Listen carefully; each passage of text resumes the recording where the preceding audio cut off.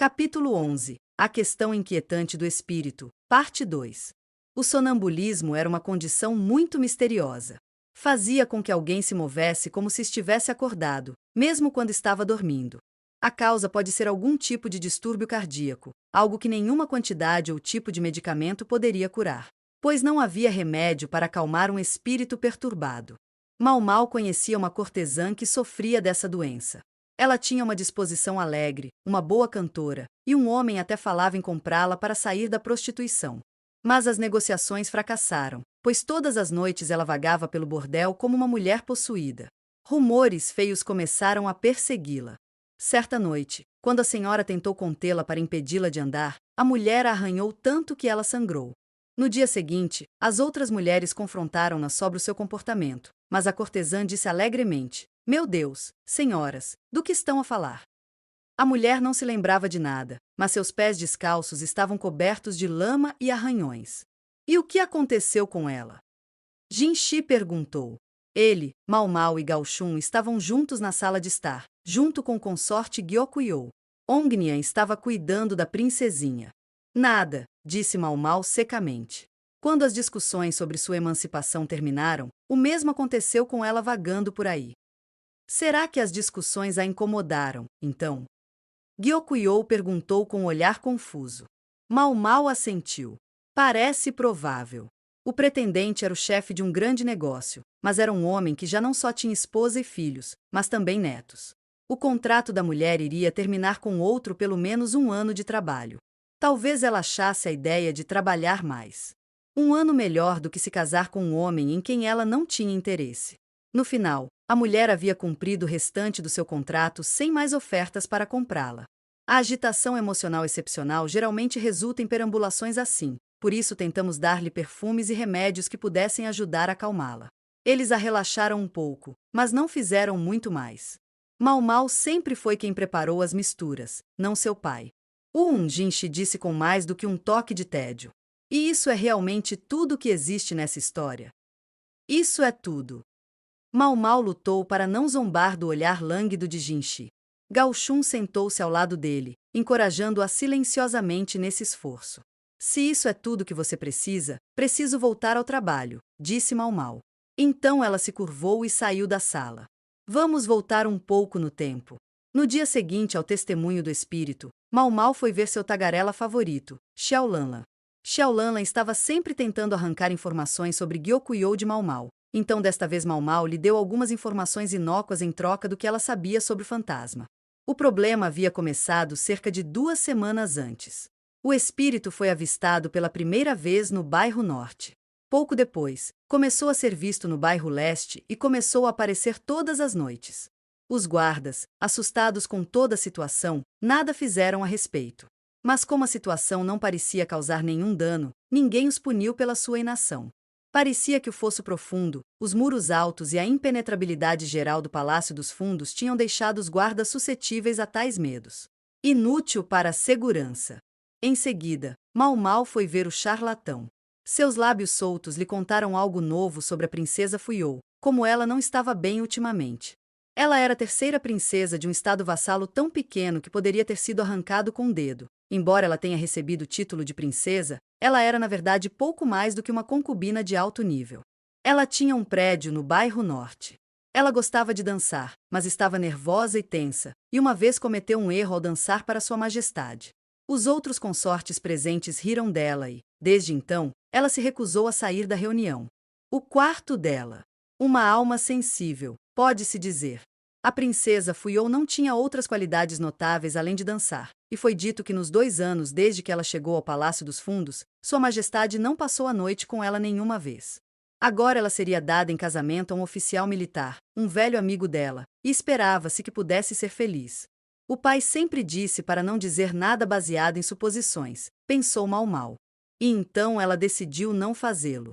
A princesa, pálida e recatada, corava ao passar pelo portão central. Ela não era incomumente bonita, mas sua felicidade palpável provocava gritos de admiração dos espectadores. Um olhar coletivo de expectativa voltou-se para o portão. Se alguém fosse dar em casamento, esse era o ideal. Era assim que deveria ser. Certamente você pode pelo menos me dizer. Consorte Gyokuyo disse com um sorriso brilhante.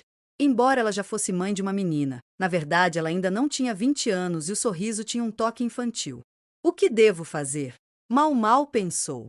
O consorte Gyokuyo fixou-a com seu melhor olhar e não desistiu, e por fim Mal Mal cedeu. Se você entende que o que vou dizer é, em última análise, apenas especulação, disse ela com um suspiro.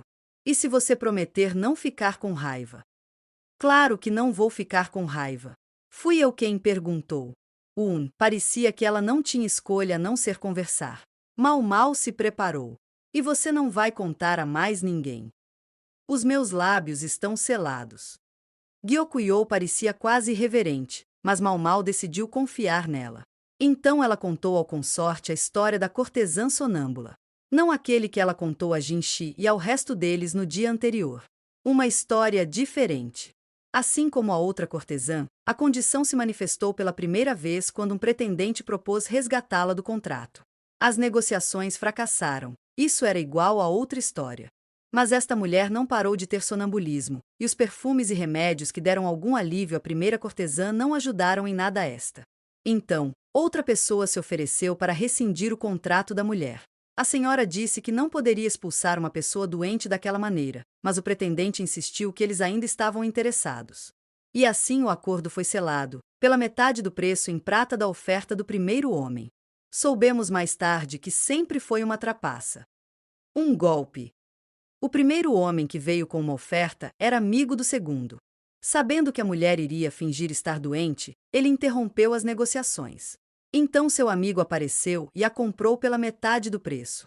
Esta cortesã ainda tinha um tempo substancial restante em seu contrato, e a prata que o homem pagou por ela não foi suficiente para cobri-lo. E você está sugerindo que essas mulheres e a princesa Fuyou têm algo em comum? O oficial militar, o velho amigo, podia pertencer ao mesmo estado vassalo, mas mesmo assim não tinha uma posição social suficientemente elevada para tentar casar com uma princesa. Ele esperava realizar atos valorosos o suficiente para que um dia pudesse pedir a mão dela. A política interveio e Fuyou se viu no Palácio dos Fundos. Ainda ansiando por seu oficial, a princesa estragou deliberadamente sua dança, que de outra forma seria bem-sucedida, para garantir que não chamaria a atenção do imperador. Então ela se trancou em seu quarto até não parecer mais do que uma sombra no palácio. Assim como ela pretendia, ela ainda estava pura ao final de 2 anos, o imperador nunca visitou nenhuma vez. O oficial militar havia realizado seus feitos valorosos e agora, quando iria receber a princesa Fuyou em casamento, ela começou a manifestar essas misteriosas andanças. Ela estava tentando garantir que Sua Majestade não teria motivos para ter dúvidas sobre mandá-la embora, nenhum motivo para torná-la repentinamente sua companheira de cama. Afinal, existem alguns homens inescrupulosos e poderosos que não suportam ver uma mulher ir para outra pessoa, mesmo uma mulher que eles nunca valorizaram. Se Sua Majestade levasse a princesa Fuyou para seu quarto, ela não poderia se casar até mais tarde. E a própria Fuyou, meticulosa com sua castidade, seria incapaz de enfrentar seu amigo de infância depois de passar a noite com o imperador. Além disso, talvez a sua dança junto ao portão oriental fosse, em parte, uma prece pela segurança do amigo nas suas expedições. Mais uma vez, devo salientar que isto é apenas especulação, disse Mal Mal calmamente. Bem, não posso dizer que você esteja errado no que diz respeito à Sua Majestade. O vigoroso imperador poderia encontrar seu interesse despertado em alguém que um de seus subordinados obviamente valorizava tanto. Ele visitava Gyokuyo uma vez a cada poucos dias, e algumas das noites em que não visitava podiam ser explicadas pela necessidade de atender a negócios oficiais. Mas nem todos eles. Um dos deveres de Sua Majestade era produzir o maior número possível de filhos. Suponho que seria uma pessoa horrível dizer que senti ciúmes da princesa Fuyou. Mal Mal balançou a cabeça. Eu não acho. Ela estava mais ou menos convencida de que havia resolvido as coisas corretamente, mas não sentiu nenhum impulso especial de contar a Jinshi. Todas as mulheres envolvidas ficariam mais felizes assim. Sua ignorância era a felicidade deles. Ela queria que seu sorriso permanecesse tão suave e inocente quanto era. Parecia que tudo estava resolvido. Mas, na verdade, um mistério ainda permanecia.